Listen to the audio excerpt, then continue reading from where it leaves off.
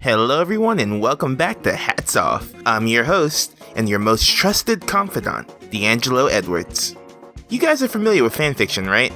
You're watching your favorite show or reading your favorite book and you think this is good, but what if everyone was making out? Now, in all seriousness, fanfiction is great, not my cup of tea, but it allows people to create a bunch of interesting stories, and it can even be a gateway to doing your own original stories. Now, in the world of fanfiction, there also exists fan comics. Now these were my jam. I don't really take to reading stories about stuff I like, but comics? That I can definitely get behind. And some of these are super good, almost as good as the original work sometimes. But there was one group of webcomics that I used to be pretty into. So there's this artist called Bleedman, maybe you heard of him. He has a very distinctive style that I found very appealing back then, and I still do to this day. He's very good at making smaller characters look powerful, and his posing and coloring are still super impressive. It kinda reminds me of a more Western Soul Eater. He even drew them at some point. His work grew very popular, and he was even supposedly considered to do the art for Fusion Fall, that old Cartoon Network MMO that I never had a subscription for, Mom. Now, why was he considered out of all people?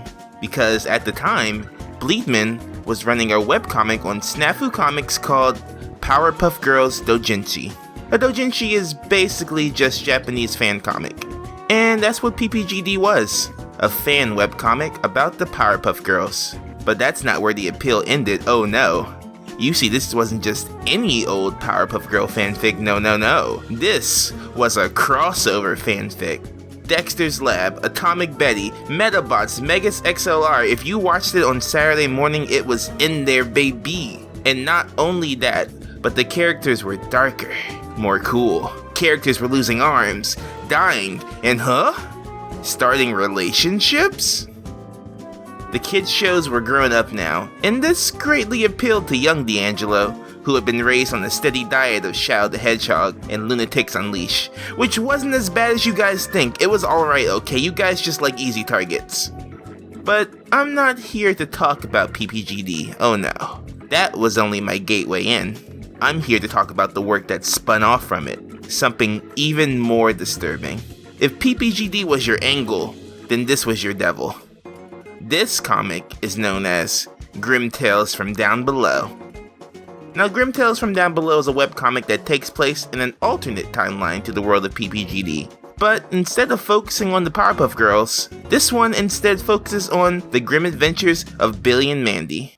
Now, that show is already a bit more mature than Powerpuff Girls, but how can we spice it up a bit more? Maybe we can add a little bit of, I don't know, dismemberment, gore, abortion, murder, infidelity, child abuse, suicide, possible grooming, possible rape, and allusions to incest.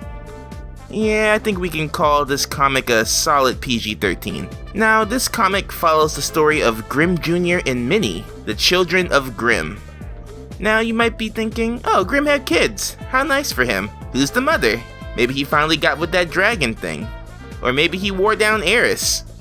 Oh, you wish. No, the mother of his children is Mandy. Yes, Mandy, the child. You know, from the Grim Adventures of Billy and that Mandy. And if you think that's weird, then 1, you haven't been on the internet for long enough, and 2, you haven't seen anything yet.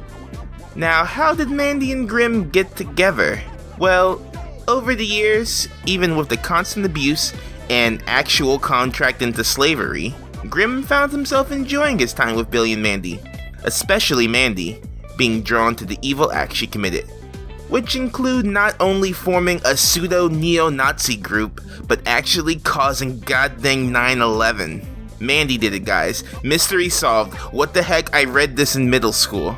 But anyway, Grimm twisted some strings and made them both immortal, without them knowing, with Mandy only realizing it after she tried to commit suicide.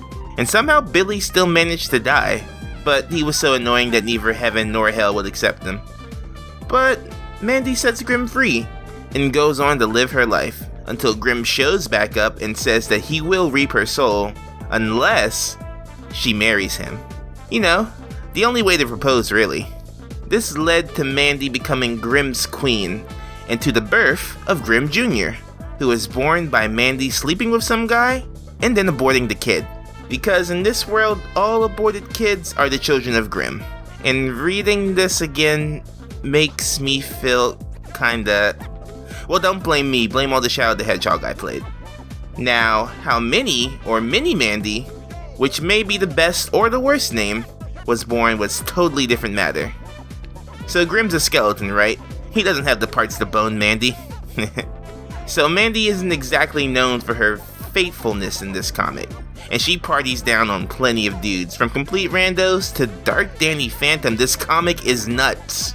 But on at least one occasion, she hooks up with Nurgle Jr., who in this comic is a Spawn-esque monster slayer that commands Mandy's and Grimm's army, and wields Soul Edge from Soul Calibur. I'm starting to remember why I loved this comic as a kid. But anyway, that affair leads to the birth of Minnie, and speaking of her, let's cycle back to the main stars of the comic, the children.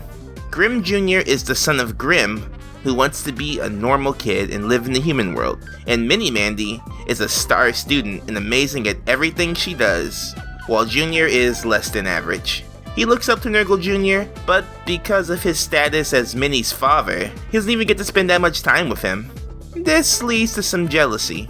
Minnie has a very regal attitude and leans into her royal heritage, this mostly being brought on by her tutor, Helga Pataki from Hey Arnold. Their personalities clash, but ultimately they care for each other. Even though on Minnie's side, it might be a bit too much, but a bit more on that later. Most of the story is focused on the royal espionage, secret relationships, coups, and lots of other stuff. A lot, and I mean a lot, goes on in this comic. Junior and Minnie go to Halloween Town, where it turns out that Jack Skellington is their uncle. They fight Oogie Boogie, they get saved by Spawn, and so much more happens. And even though I've already gone over a lot of the crazier stuff, that's not even the half of it. Here's a quick rundown of things you can expect to happen in this comic. Alright, let's go. Minnie actually dies pretty early in the series, resulting in her becoming a ragdoll like Sally, and giving the Nurgle power she inherited from her dad to Junior. At one point, Minnie's soul is stolen by Mimi, the daughter of him and Blossom. Yes, that Blossom. Her hands were cut off and replaced with claws. Oh my god. The kids get attacked by Pumpkinator from the Fairly Odd Parents Halloween special. Underfist makes a cameo, only to be slaughtered mercilessly. Minnie is shown to have a crush on Junior, her brother, and it leads to some of the weirdest energies I've ever experienced in the comic. Oh my god, I can smell the Folgers. Him and Aku from Samurai Jack are hinted at sleeping together while Aku is in his woman form, and Aku has a daughter that is in love with Mimi that slowly took over and started to ruin the comic. And so on and so forth. It is bonkers, my dudes. So with all these crack ships, dark edgy humor, weird pseudo-Christian themes, and just a generally messed up and messy story, why did I read it for so long? Because it's cool, okay? The comic is dumb and it's edgy and it's generally kinda gross in some areas, but it's so goddamn cool. The fight scenes are so fun and the designs of the characters in the future are so cool. And there's a great energy to the pages, and while the story is so dumb, you can't put it down. It's like the highest quality junk food, you know? It's not good and it's not good for you, you know it's bad for you, but the packaging is so inviting and the taste is so addicting you can't stop eating. The only reason I stopped reading it was because it went on hiatus for so long I eventually forgot about it. Apparently it's gotten even crazier, so I'm gonna have to go scope it out for myself. Now, there are a few very big things holding it back. First off, a lot of the subject matter that this comic deals with isn't the most family friendly, and a lot of it isn't covered with the most tact. See Mandy causing 9/11. And while I think the art is great, sometimes the way Bleedman draws some of the female characters, some of whom are as young as 11, can be seen as, let's say, problematic. Now, this is a whole different subject matter, and frankly, as a paper stick puppet, I don't feel qualified to talk about that. Surprising, I know. But I don't think Bleedman is that much of a weirdo. I think he's just an edgelord, though his obsession with chi was a bit concerning. These things and more might prevent you from enjoying this comic, and that's fine. But there really is a lot to enjoy here. There's a vision here, and as strange or edgy as it might be, it sure is a heck of a lot of fun to read. I hope Bleedman finishes this thing one day, and I hope more people might one day create a piece of fanfiction as iconic as this one. Go check it out. But if you find some new kinks you have, don't blame me, okay?